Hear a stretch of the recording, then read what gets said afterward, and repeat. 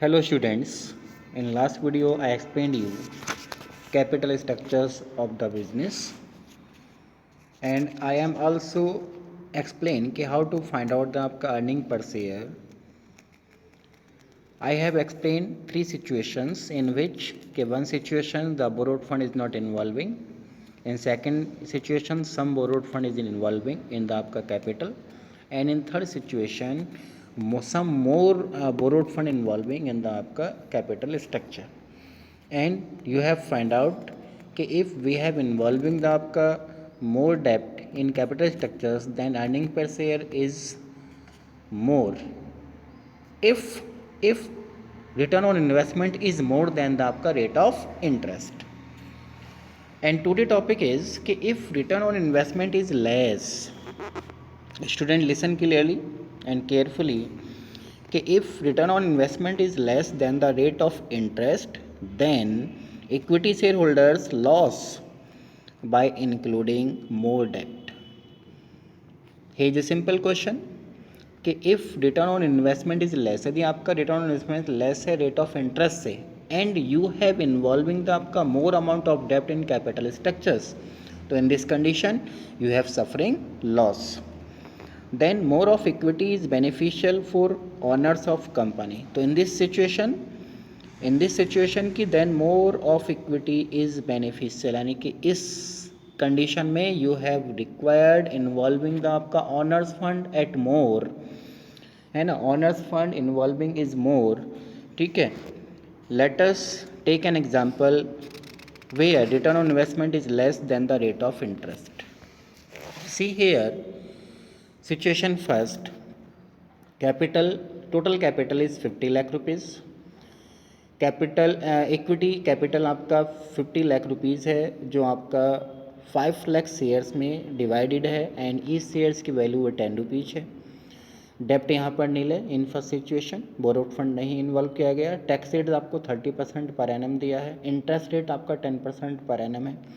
Earning before interest and tax आपका 3 lakh rupees है and ROI इन्होंने यहाँ निकाला ये 6% है. ये तो कैलकुलेट करने के बाद आया है students.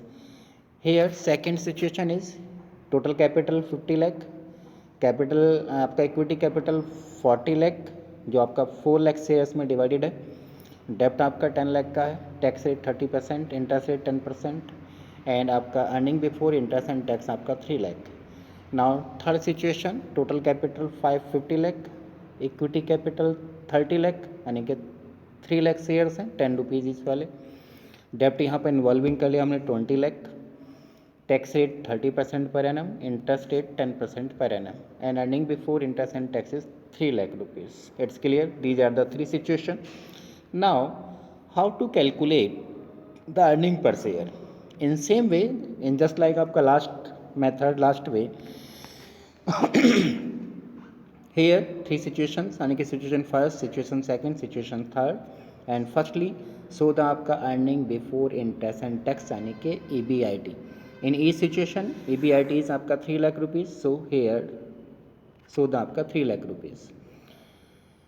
Firstly less the interest from earning before interest tax, less किया इंटरेस्ट. तो इन फंड का फर्स्ट सिचुएशन में जब बोरोड हमने इंक्लूड नहीं किया तो कोई इंटरेस्ट चार्ज नहीं होगा, that is 0. In second situation में you have involving 10 lakh borrowed fund यानी कि डेप्ट, 10 लाख का 10% निकालेंगे it becomes 1 lakh rupees. In third situation you have involving the डेप्ट amount of 20 lakh and tax rate is interest rate जो आपका 10%, तो calculate the 10% of 20 lakh it becomes आपका 2 lakh rupees. It's clear. Now reduce these amount यानी कि 3 लाख से 0 लेस करेंगे तो 3 लाख ही आएगा. यहाँ पर 3 लाख से 1 लाख करके 2 लाख आएगा, 3 लाख से 2 लाख करके 1 लाख आएगा. दीज आर द बैलेंसिंग यानी कि EBIT earning before tax 3 lakh, 2 lakh and 1 lakh. Now less the आपका tax, tax is 30% in all situation, तो 30% निकालेंगे 3 लाख का 90,000, 30% 2 लाख का 60,000, 30% 1 लाख का 30,000.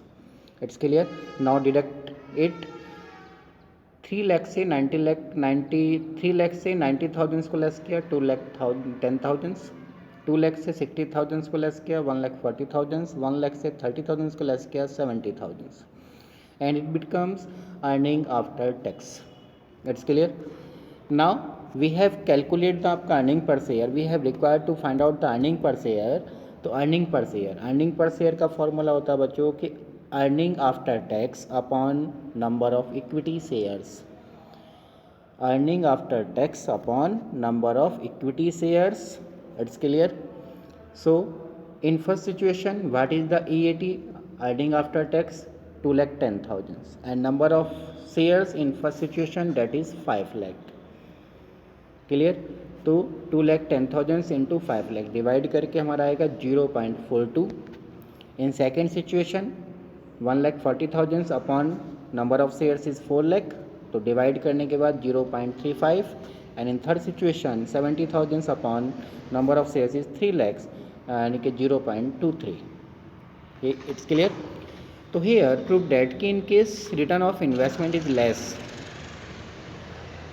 Then the rate of interest of equity share holders get less earning, यानी कि उनको अब अर्निंग जो होगी वो लेस होगी, कम होगी, व्हेन डेप्ट is included in the capital structure.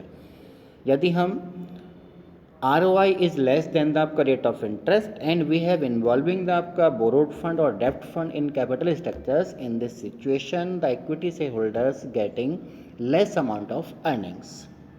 May be they suffer the आपका loss. In other words, we can say that during boom period we must have more of debt and less of equity shares in capital structure. यहाँ पर ये कहा गया है कि during boom period means कि when we are in आपका best position, यानी कि when we are earning a more आपका profit, we must have more of debt.